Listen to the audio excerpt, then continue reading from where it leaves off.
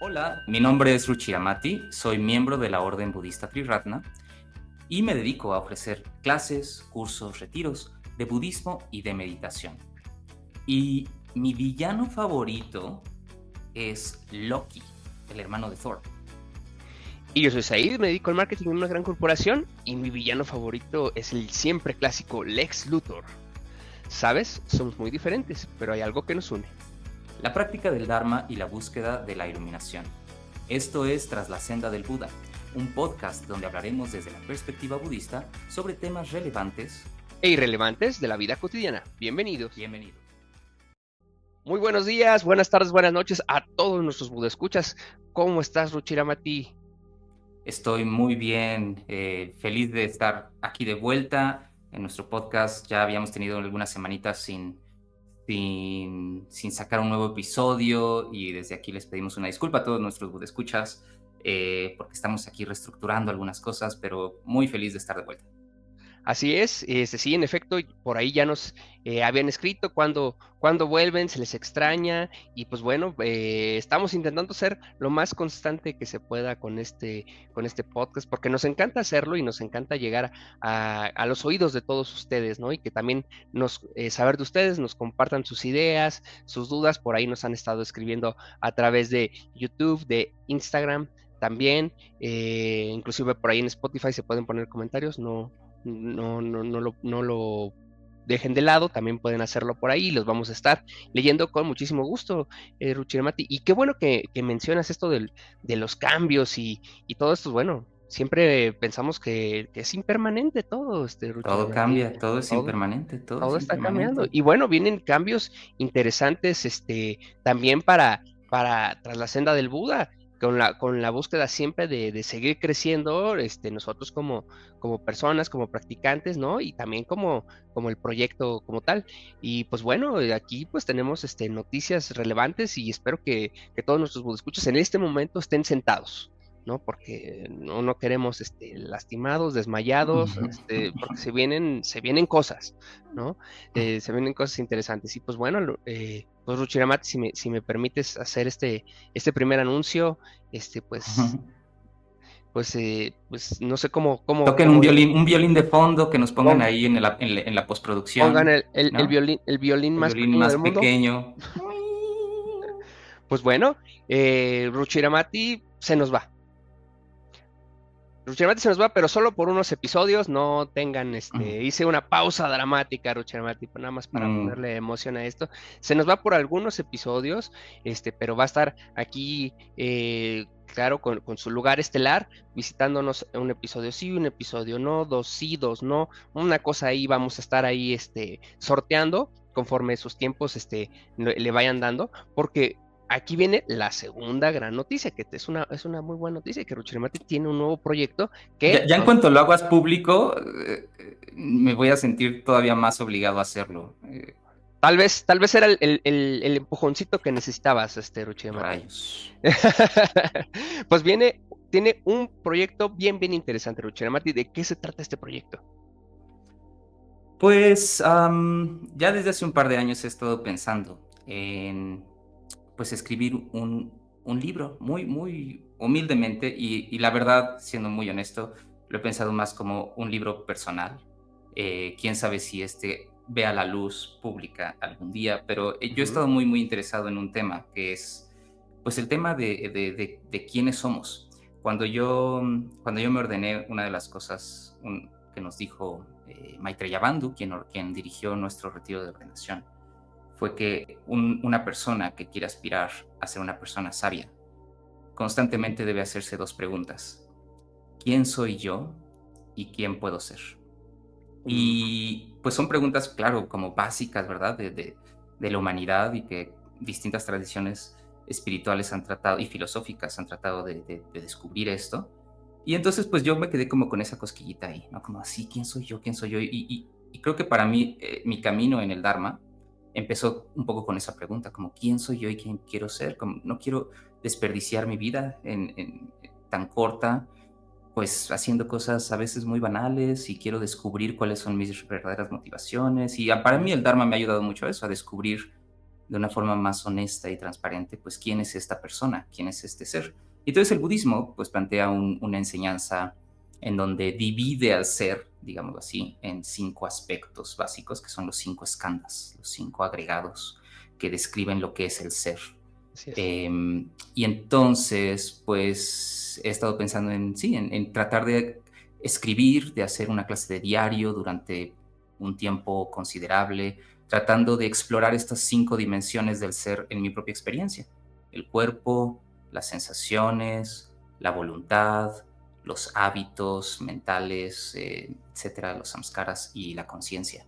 Entonces, pues es un proyectito que ahí traigo y que pues he estado pensando en ya iniciar a partir de reflexiones, a partir de escritura, a partir también de conversaciones con otros.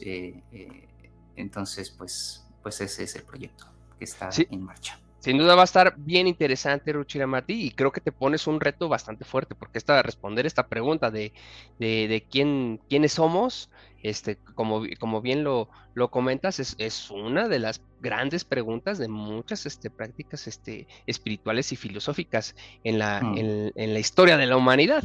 Entonces, mm, sin duda tienes ahí un reto interesante para poder plasmar pues cuál es tu visión acerca de esto a partir también desde la visión del Dharma.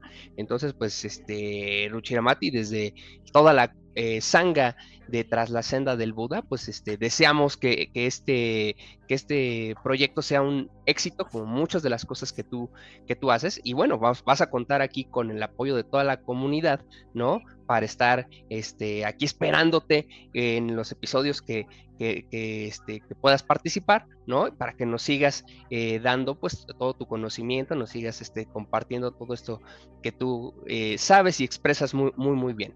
Pero bueno, mm. ¿qué va a pasar en los días que no esté Ruchiramati? ¿Va a estar el Said solo? Va a ser Malos, ¿no? monólogo de ¿Va a Said. ser monólogo?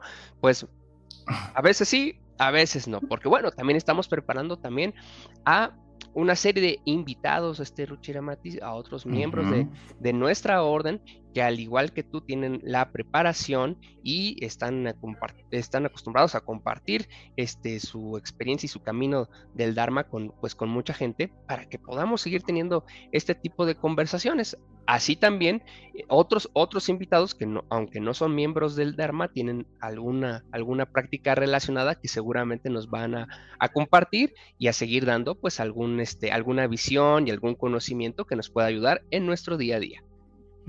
sí, pues vamos a ver cómo van todos estos cambios. Ustedes díganos también, escuchas qué piensan de esto. Háganos recomendaciones también Claro, sobre cosas que quieran escuchar en este podcast y nosotros estaremos abiertos a ello. también si tienen ustedes algún invitado que sugerido, también pónganlo ahí en sus comentarios. Si por ahí siguen ustedes a alguien en redes o alguna comunidad de algunos otros países, algún amigo, etcétera, que sepan que nos puede aportar algo a esta gran sanga que estamos conformando aquí entre la senda del Buda, será de muchísima ayuda. Mm, Pues así bueno, es. entonces no se vale ya espantarse después si un día en otro episodio no ven a Ruchiramati y dicen, ¿dónde está Ruchiramati? No, ya avisamos, aquí el que pregunte en episodios pasados nos vamos a dar cuenta de que no vio este episodio y por lo tanto no está, los está salteando, ¿no? Que va Entonces, a estar bueno además este episodio, ¿eh? A ver, ¿de qué va a tratar? pues bueno, el episodio de hoy viene de un tema súper, súper interesante, Ruchiramati, porque yo por ahí ya dentro de la práctica, cada vez que voy profundizando y conociendo más acerca de este camino, Ruchiramati, pues me encuentro ahí a otros personajes. Yo pensé que solo era nuestro amigo Siddhartha en su búsqueda de la iluminación y un poquito Mara ahí de pronto que llegó con sus hijas y hubo ahí un encuentro épico, mágico y todo, pero de pronto me encuentro otras figuras, otras imágenes, Ruchiramati, y yo me pregunto quiénes son esas figuras, porque veo hombres, mujeres, veo unos enojados, otros muy serios, unos muy amables. Y entonces digo, quiénes son todos esos personajes, Ruchiramati? Bueno, ya me enteré que son los bodhisattvas, que son Mm. una especie, siento yo que cuando los vi ahí todos juntos, siento que son como los Avengers, ¿no? O sea, porque todos tienen artilugios diferentes y varios brazos y no, una cosa sensacional, Ruchiramati. Entonces, pues Mm. el tema del día de hoy son los bodhisattvas. Hoy quisiéramos Mm. descubrir junto contigo qué es un bodhisattva y cuáles son sus características y todo esto. Y bueno, Ruchiramati, ¿qué es un bodhisattva? Porque seguramente para los que inician en este camino, descubrirán que no todas las imágenes pues representaciones que tenemos dentro del centro budista o dentro de lo que puedes encontrar en internet son propiamente de un Buda. Hay otros, otras representaciones. ¿Qué son y quiénes son estas representaciones, Ruchiramati? Bueno, pues estas representaciones, que lo conocemos como bodhisattvas, son representaciones de cualidades de la mente iluminada. Sin embargo, no solo eso, digamos que estas representaciones de cualidades de la mente iluminada, pues son posteriores a algo mucho más básico, que es el ideal, una clase de ideal primero, el ideal del bodhisattva. Bodhisattva, sattva significa ser y bodhi significa despertar. Ujú. Entonces, o en algunos casos traducen body como iluminación, pero esa es una traducción tal vez un poquito menos, menos adecuada o menos acertada. Body es despertar. Entonces, bodhisattva es como el ser que aspira al despertar, que está en la búsqueda del despertar, Ujú. pero pues tiene una característica muy particular. Fíjate que para describir esto tenemos que remontarnos a la historia del budismo y a los primeros discípulos del Buda. Entonces, y aquí como a las etiquetas o a las descripciones entre personas que están en el camino hacia la iluminación. Entonces, el Buda, como ya sabemos, no es el nombre de alguien, ¿no? Sino que es una clase de título, ¿verdad? Buda Ujú. es el despierto, que ¿Correcto? se le atribuye a Siddhartha Gautama.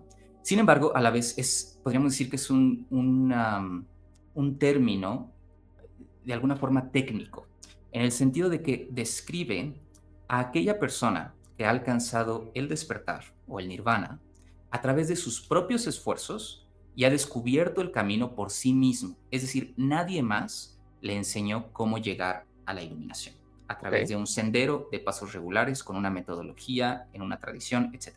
Entonces se dice que el Buda o un Buda es aquel que redescubre el camino hacia la iluminación por sus propios medios. Nadie más le enseña, ¿sí?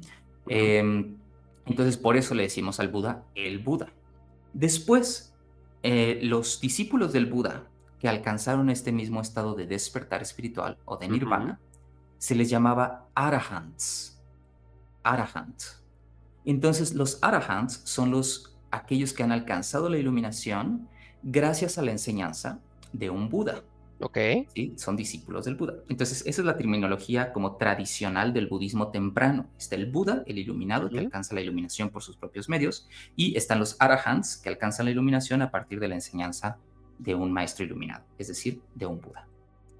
Ahora, en la historia de la tradición budista, llega un punto en donde, pues, muchos siglos después de la muerte del Buda, surge una nueva tradición que se le llama, dentro de la tradición del budismo temprano, del budismo, digamos, más tradicional, surge una tradición que se llama la tradición Mahayana, o incluso como pre-Mahayana, como antes de Mahayana. Mahayana quiere decir gran vehículo, Ujú. y surge de practicantes de esa época, eh, más o menos siglo I antes de la era común, o incluso entre el siglo I y entre el siglo I antes de la era común y el siglo I después de la era común, o antes de Cristo, después de Cristo, ¿sí? Más o menos. Más o menos unos 400, 500 años después de la muerte del Buda.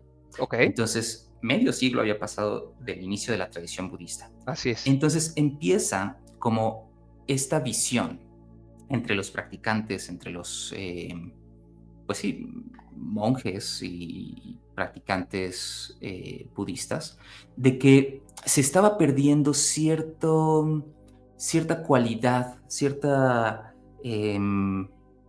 ¿cómo decirlo? Cierta cualidad altruista de la búsqueda de la iluminación.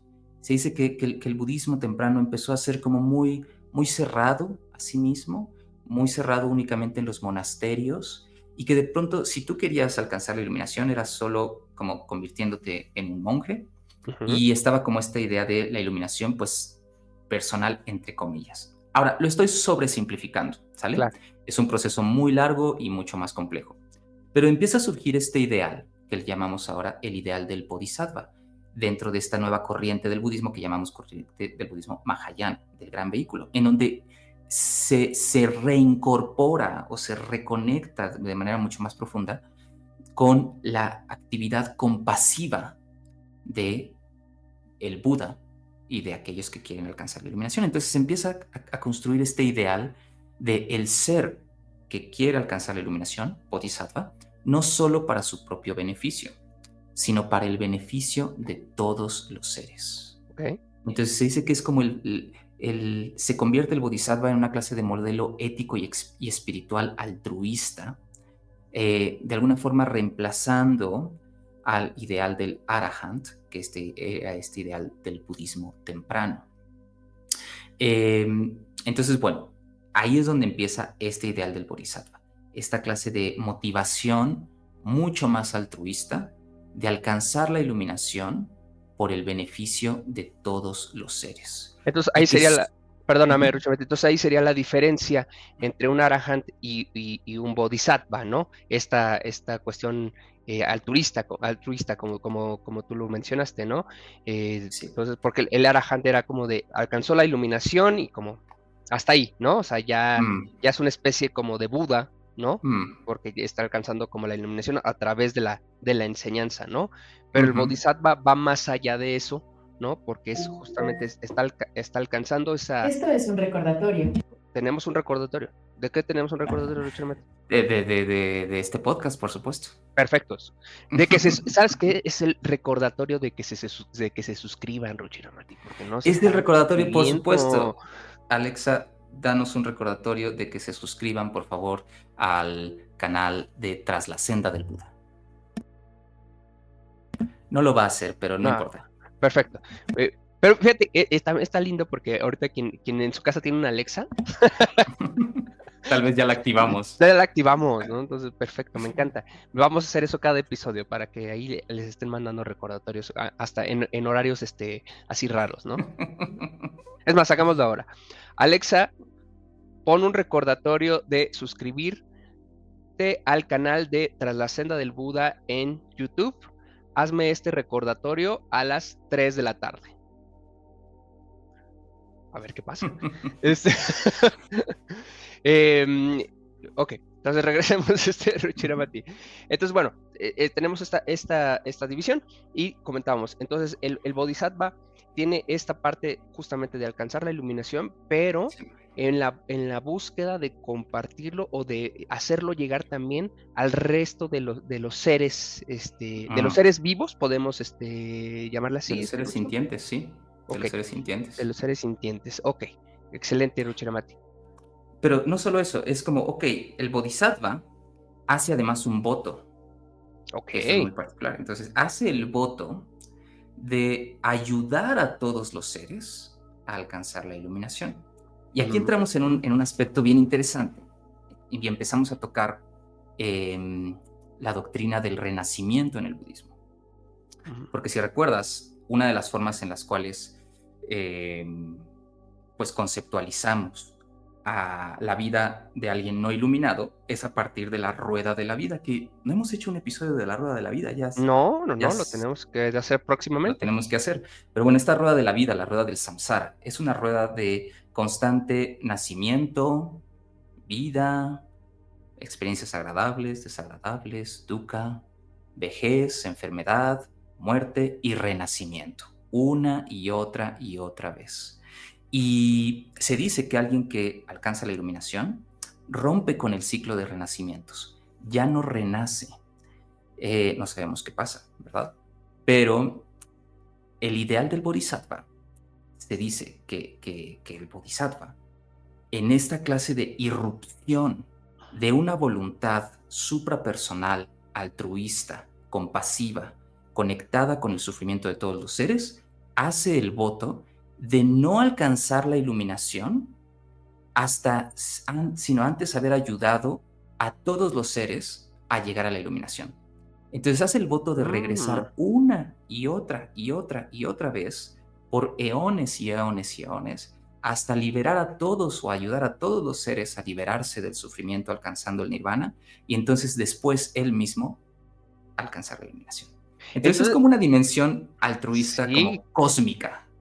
y al mismo tiempo, fíjate, me llama la atención es que me dices, todavía no están en el nirvana, es como si estuvieran como en el límite, ¿no? De dar Sí. nada más un pasito, o sea, pueden Ahí hacer, en el umbral de la iluminación. exacto, y al mismo tiempo me suena al que pueden hacerlo, saben que pueden hacerlo, pero por decisión propia no lo hacen. Qué Exacto. interesante. Y creo que ahí es como la máxima expresión de darse a los demás, ¿no? O sea, Es exactamente, exactamente. La misión del bodhisattva es darse a los demás para liberarlos a todos del sufrimiento. Y lo interesante es que el término bodhisattva en el budismo temprano empieza solo refiriéndose a las vidas pasadas del Buda, de ujú, Shakyamuni, del Buda Siddhartha Gautama.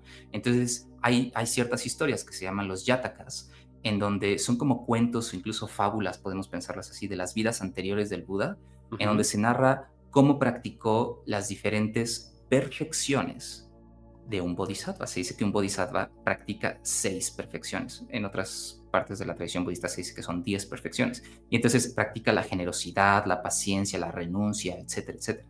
Y son cuentos, por ejemplo, en donde el Buda era un conejo y ve a una tigresa con sus crías, Mm. pues casi muriéndose de hambre, y el conejo da su vida para alimentar a la tigresa eh, y a sus cachorros, ¿no? Entonces, es el Buda mismo, antes de convertirse propiamente en el Buda, es este flujo de conciencia que ha estado entrenándose por vidas y vidas y vidas en perfeccionar estas cualidades que eventualmente lo llevarán hasta la iluminación completa. Entonces, los bodhisattvas todavía no están completamente iluminados, pero están en el camino hacia la iluminación y lo que los mueve es una voluntad suprapersonal que quiere aliviar el sufrimiento de todos los seres. Y a esta voluntad, que es lo que caracteriza a un bodhisattva, le Ujú. llamamos bodhicitta, el Bodhicitta. corazón del despertar,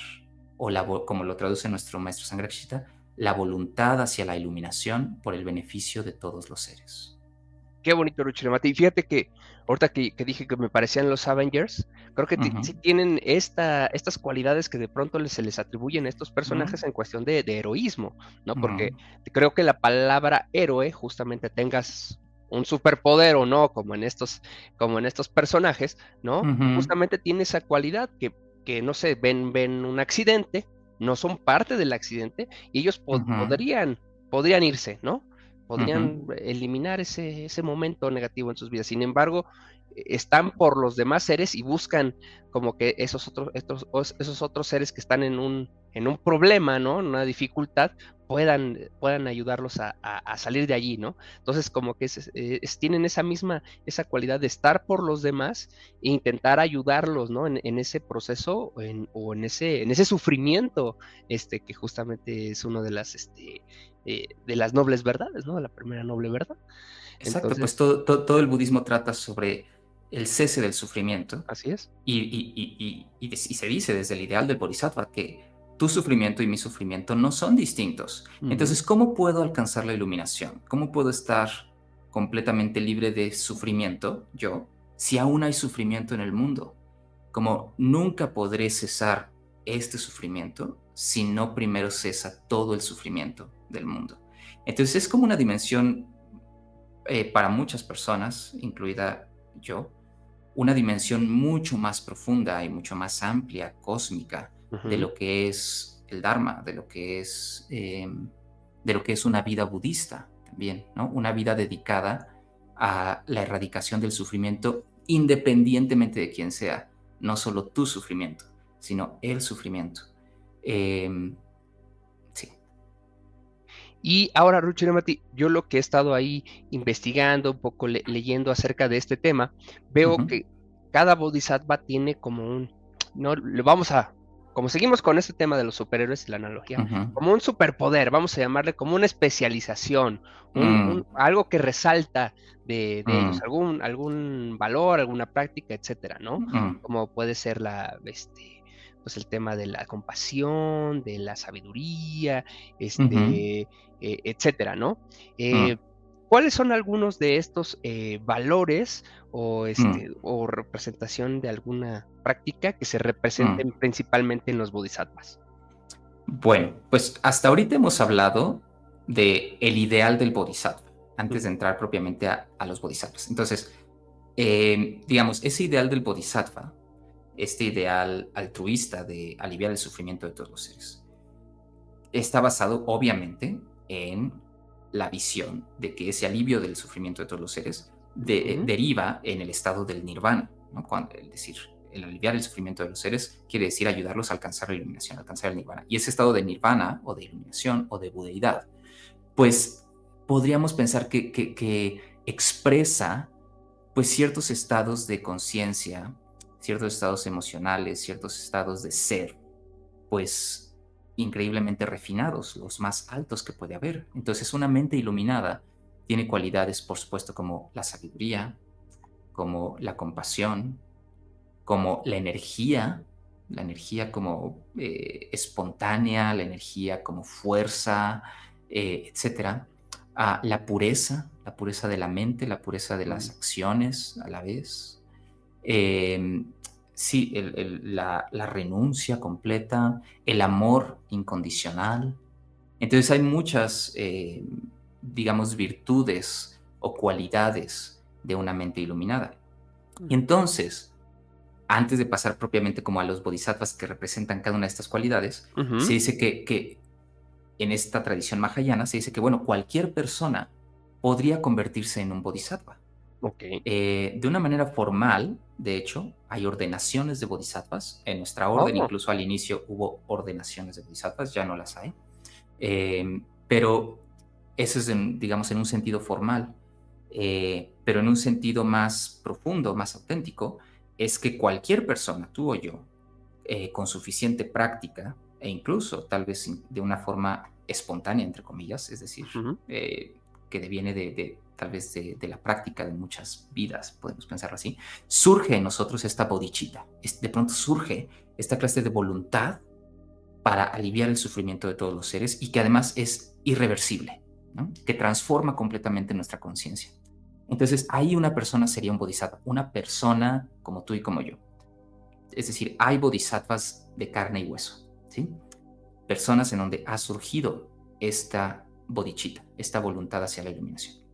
Pero después, en la tradición budista, empiezan a surgir en la mente de estos practicantes del Mahayana ciertas, vamos a ponerlo así, arquetipos de la iluminación, ciertas imágenes, colores, manifestaciones, encarnaciones, si así lo podemos ver, imaginativas, que no es lo mismo que fantasiosas, ujú, ah, de estas cualidades de la iluminación. Entonces surgen lo que conocemos como los bodhisattvas arquetípicos o los bodhisattvas simbólicos, que no quiere decir que sean menos reales que bodhisattvas de carne y hueso. ok. Entonces, son bodhisattvas, son como, y en algunas ocasiones se utiliza la palabra deidad, más no como un dios, son deidades o bodhisattvas no materiales que representan las cualidades de la mente iluminada. Entonces, algunos bodhisattvas son la encarnación de la cualidad de la compasión o la encarnación de la cualidad de la sabiduría o la encarnación de la... y digo, estoy usando mal probablemente la palabra encarnación porque eso quiere decir que son de carne y hueso. Ujú, La manifestación o la personificación es una mejor palabra, la personificación de la cualidad de la energía o de la cualidad de la pureza, etcétera, etcétera. ¿Sí? Entonces tenemos estas como dos categorías de bodhisattvas. Bodhisattvas de carne y hueso, ujú, como tú y como yo, y bodhisattvas, digamos, del reino inmaterial, del reino imaginal, del reino de lo simbólico, que son pues muchas de las figuras que tal vez has visto en centros budistas, sobre todo Claro. centros budistas, por ejemplo, Triratna, o centros budistas tibetanos, o centros budistas Mahayana, de la tierra pura, etcétera, que representan no personas como tú y como yo, sino cualidades de formas muy distintas, como un bodhisattva puede tener 1000 brazos y 11 cabezas, o un bodhisattva puede ser de color verde, o un Ujú. bodhisattva puede tener, no sé, puede estar montando un león blanco con una espada con flamas, Claro, y en su mano derecha y un libro en su mano izquierda. Entonces, no son personas que te encontrarías así en la calle, ¿verdad? claro. Qué miedo si te las encontraras, ¿no? O también qué buena onda si hicieran una película de eso, ¿no? Entonces, estaría padre. Marvel, El peligro ahí es que se banalicen, ¿verdad? exacto. Pero bueno, me gusta mucho este tema de que es la representación de la compasión, del valor, o sea, hay muchas representaciones. Es como si fuera esta característica, si fuera un personaje, una persona, ¿cómo sería? Ujú, ¿No? ujú, Entonces ahí es una representación. Ahora, entiendo que cada uno de estos bodhisattvas, o la mayoría de ellos, tienen un mantra, o tienen, ujú. que está dirigido, orientado, no propiamente hacia el bodhisattva como tal, sino más bien a la representación a lo que representa ese bodhisattva, ¿no? O sea, es como hacia la compasión, o sea, no propiamente hacia el personaje, ¿no? No, sí, sí es hacia el ¿Sí? personaje. Okey, Sí es okey, hacia okey. el personaje y a la vez sí es hacia la cualidad. Okey, esas Porque a las 2. veámoslo así. El personaje, la personificación y la cualidad no Ujú. son distintas. Okey. No son distintas. La compasión es una palabra. Ujú. ¿No? Es la forma conceptual que nosotros utilizamos para designar una emoción, una acción, un estado de ser, que es el conectar con el sufrimiento del otro y tratar de aliviarlo, ¿no? Entonces, digamos, la forma conceptual en la que nosotros le damos nombre a esa experiencia es la palabra compasión. El bodhisattva, por ejemplo, que representa la compasión en este caso, Avalokiteshvara, que Ujú. tiene otro nombre en tibetano, es la forma visual, arquetípica y simbólica de Ujú. esa misma experiencia de la compasión. Es como si fuera el sinónimo o otra forma de decir compasión. Exactamente, exactamente. Y Excelente. digamos, la forma sonora, la forma, no solo sonora, la forma invocativa de ese bodhisattva, pues es su mantra. Entonces, digamos que el budismo nos está tratando de Ujú. involucrar todos nuestros sentidos y nuestras facultades. No solo somos personas de razón que entendemos a partir de palabras y conceptos.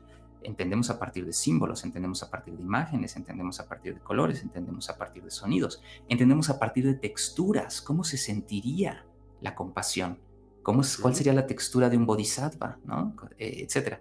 Entonces, el budismo trata de involucrar todo lo que somos y enseñarnos desde estas distintas facultades, no solo desde la razón. Entonces, un mantra, por supuesto, está dirigido a un bodhisattva, está dirigido a Avalokiteshvara, está dirigido hacia la compasión, está dirigido hacia esa experiencia, etcétera, etcétera.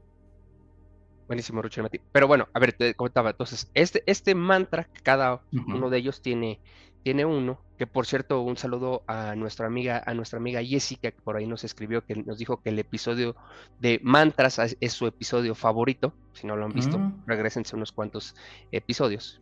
Eh, cada uno de ellos tiene esto, ¿no? Entonces, ahí en este mantra lo que estamos haciendo es eh, invocando esta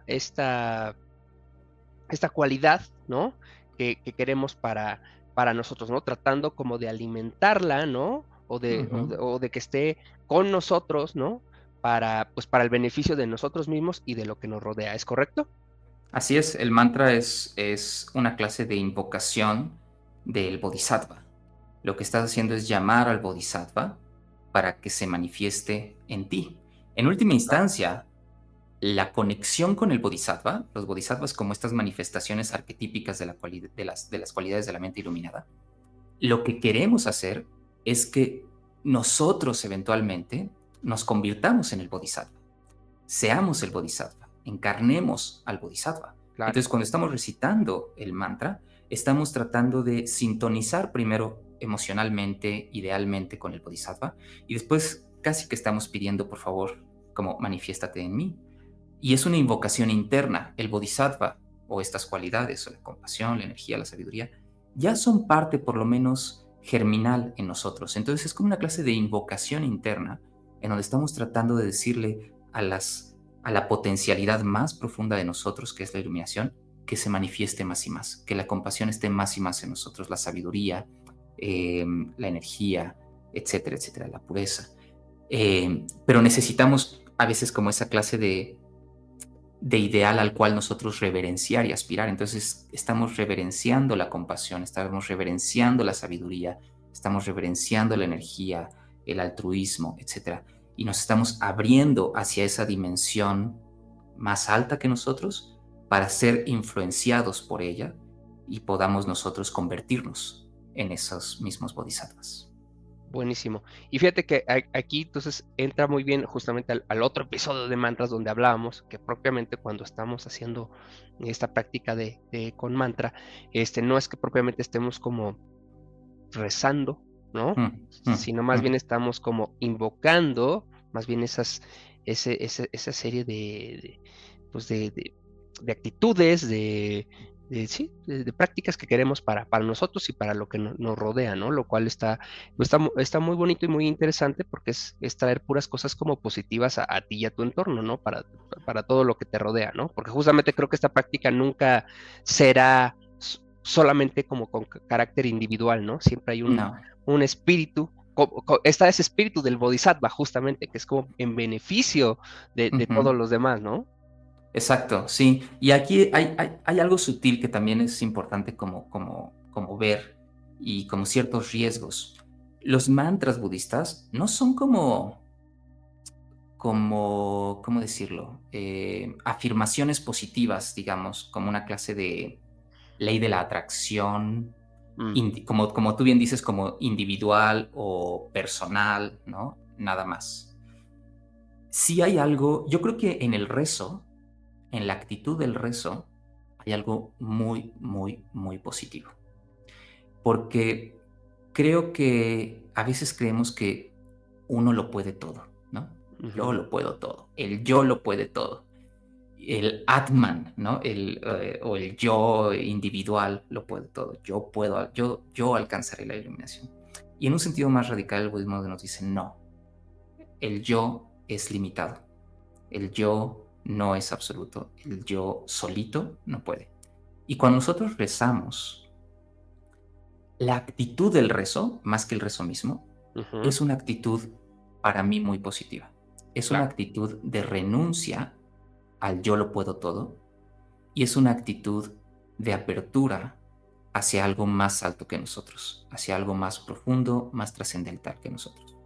En las otras tradiciones, como en el judaísmo o en el cristianismo, pues ese otro es Dios. Pero en el budismo, esta actitud de reverencia, de cierto rezo incluso, es hacia el Dharma mismo, hacia la iluminación misma, pero no de una forma de solo dame a mí, a mí, a mí, ¿no? Como yo lo quiero, sino es algo más sutil, es algo en donde uno se entrega a la iluminación más que querer que tú tengas la iluminación. A veces la iluminación puede convertirse en una misión del ego y eso pues nunca va a funcionar. Mucho de la iluminación tiene que ver con la renuncia y la rendición hacia algo más alto que ese ego. Entonces, yo no desestimaría como el rezo mismo y la ujú. mantralización incluso como un rezo, en tanto que tenga estas cualidades positivas de apertura, de rendición hacia algo más alto, de renuncia hacia el proyecto egocéntrico que nosotros podemos estar teniendo. Excelente. Ahora, Ruchinamati, sabemos que hay múltiples bodhisattvas Ujú, arquetípicos, ¿no? ujú. Y están ahí todas las representaciones. ¿Cuál consideras tú que serían los 2 bodhisattvas que son como los más conocidos, los más populares, entre, Mm. pues, entre los practicantes del Dharma? Uy, pues depende mucho de la tradición. Cada tradición tiene, pues, sus bodhisattvas más importantes, pero bueno, eh, probablemente el bodhisattva más, más conocido, dado que su mantra probablemente es el mantra más famoso o más Ujú. conocido, más popular que hay, pues es el bodhisattva Avalokiteshvara, o en tibetano se le conoce como el bodhisattva Chenrezig. Chenrezig, perdón, quienes son parte de la tradición tibetana, mi pronunciación no es buena. En la tradición, por ejemplo, china también es Wanjin, en Ujú. la tradición japonesa es Kanon.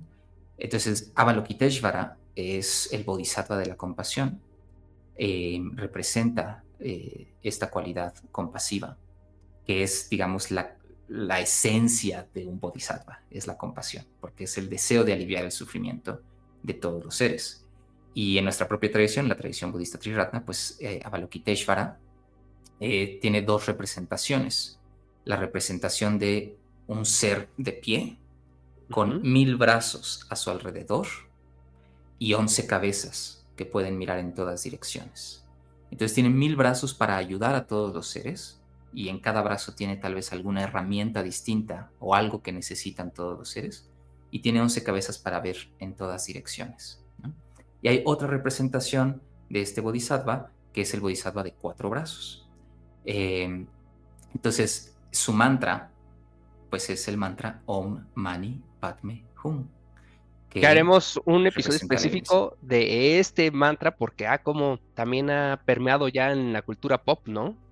Absolutamente. No solo vamos a hacer un episodio, les adelanto que vamos a hacer, de hecho, un retiro, que ya hicimos un Ah, retiro antes que se llamó El Poder del Mantra. así es. Y este retiro lo vamos a repetir este año en el mes de agosto. Entonces ahí vayan apartando sus fechas. Del 15 al 18 de agosto vamos a hacer este retiro de El Poder del Mantra que va a tratar específicamente sobre este mantra. ¿Dónde puede tener nuestros escuchas más información o inscribirse en este retiro, Sí, Buchirabate? pues en nuestras redes sociales del Centro Budista de Toluca, Budismo Toluca, tanto en Facebook como en Instagram, nos pueden también mandar un WhatsApp y pedir toda la información de este retiro para inscribirse. Excelente, Buchirabate. Ahora, todos tenemos ahí, bueno, ya tenemos estas representaciones, ya nos comentaste cuáles son los que son como podrían ser los más importantes, aunque puede variar dependiendo de las diferentes tradiciones. Pero bueno, apenas he dicho uno, como Ah, sí, cierto. Avalokiteshvara, Avalokiteshvara, sí, cierto. uno. Pero ¿Cuál por sería ejemplo, el otro, segundo? Otro. por ejemplo, Manjushri. Ok. Manjushri es el bodhisattva de la sabiduría. Entonces sabemos que compasión y sabiduría son las dos cualidades Mm, fundamentales de un Buda o de la iluminación.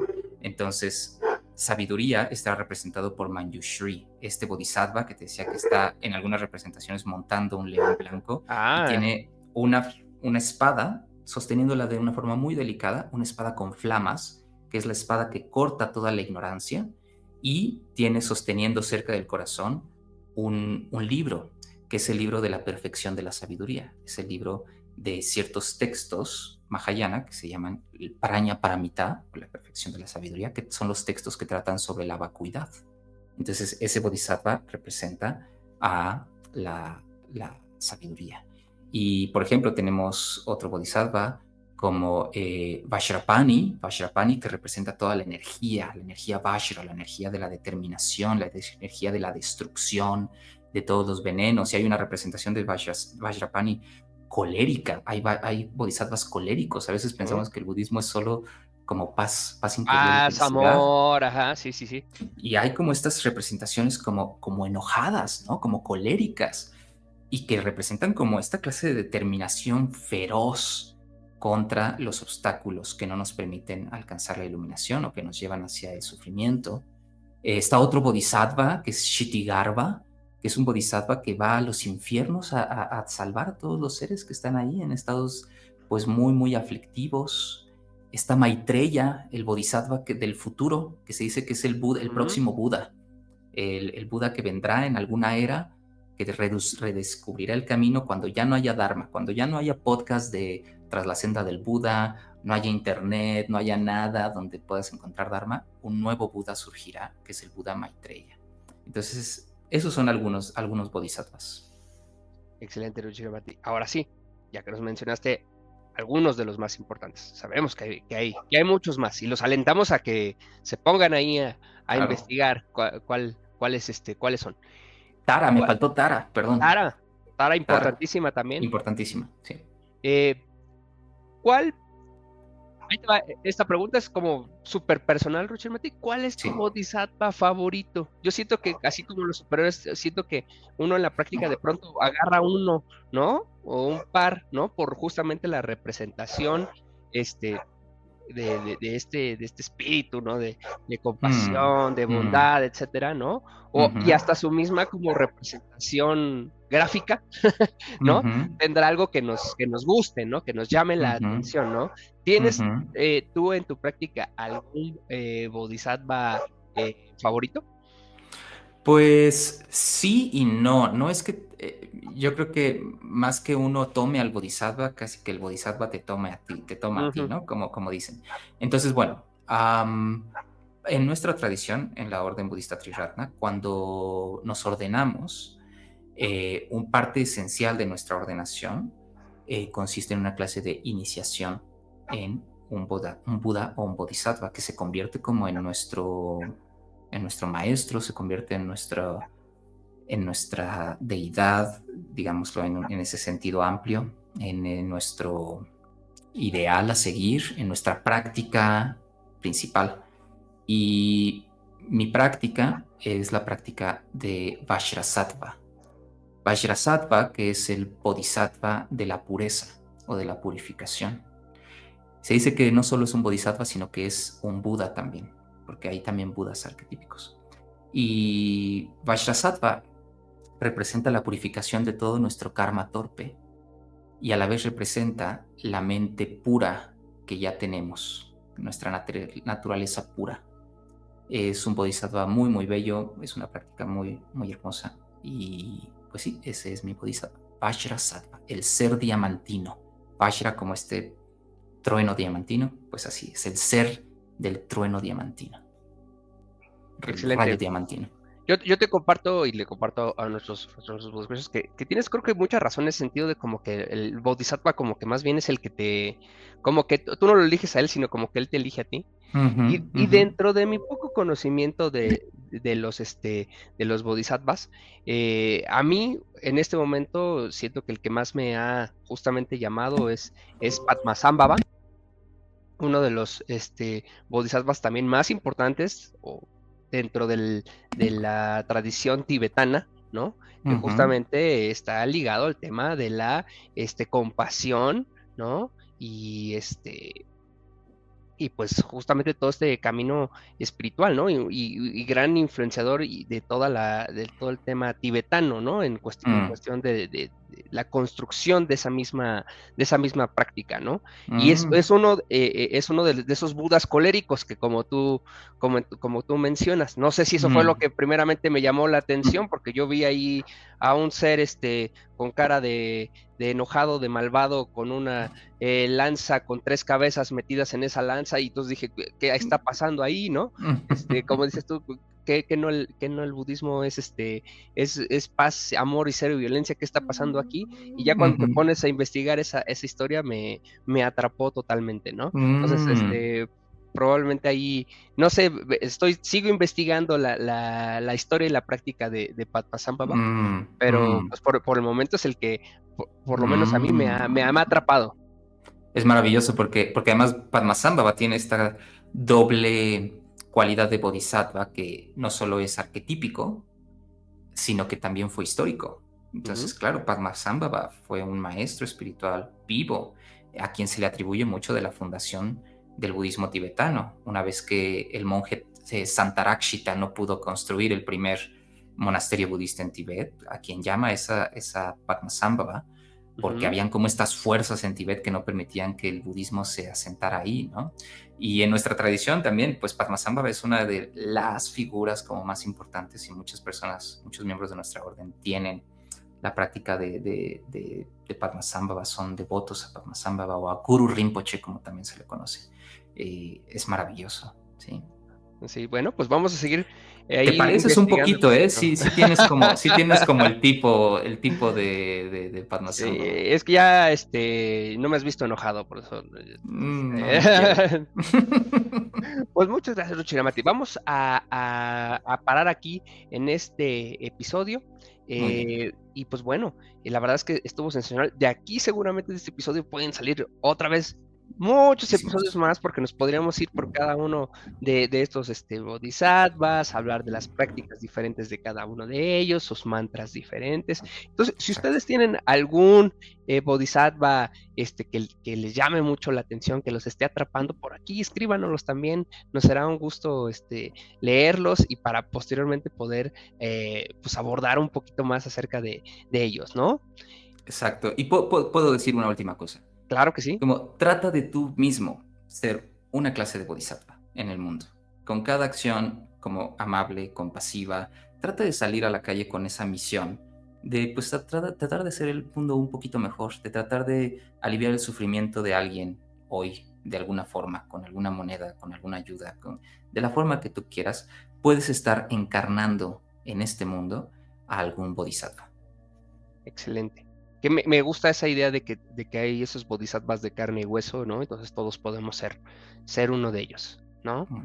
Y nos hace falta mucho como sociedad, como mundo, ¿no? Estar pendientes no solo de uno mismo, sino de los demás. Intentemos hacer eso. Necesitamos muchos superhéroes budistas.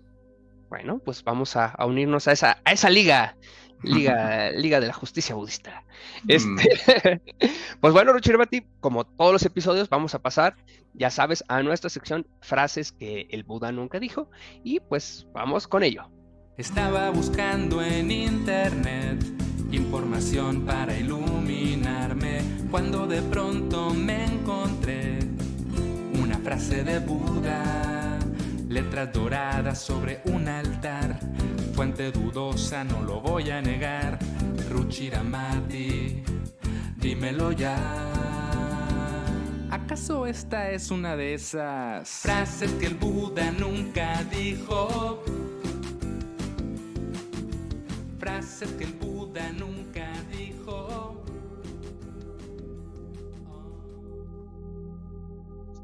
Y regresamos.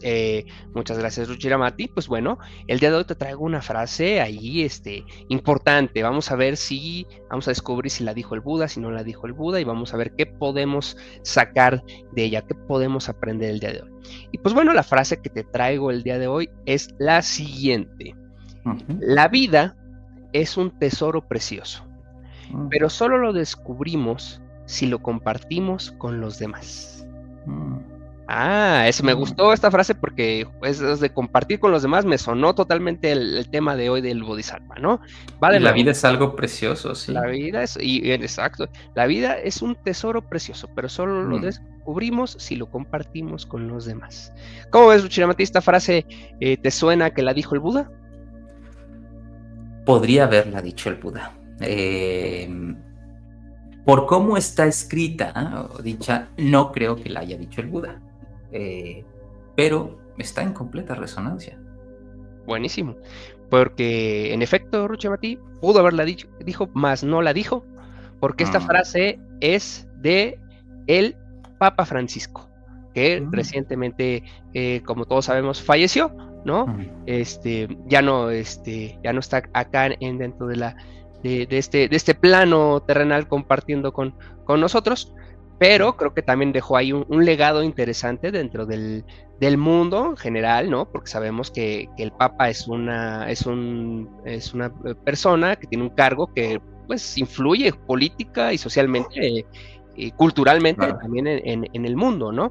claro. Entonces, pues bueno, un saludo a todos nuestros amigos practicantes católicos, ¿no? Ujú, Que ujú, en este momento están ahí atentos, ¿no?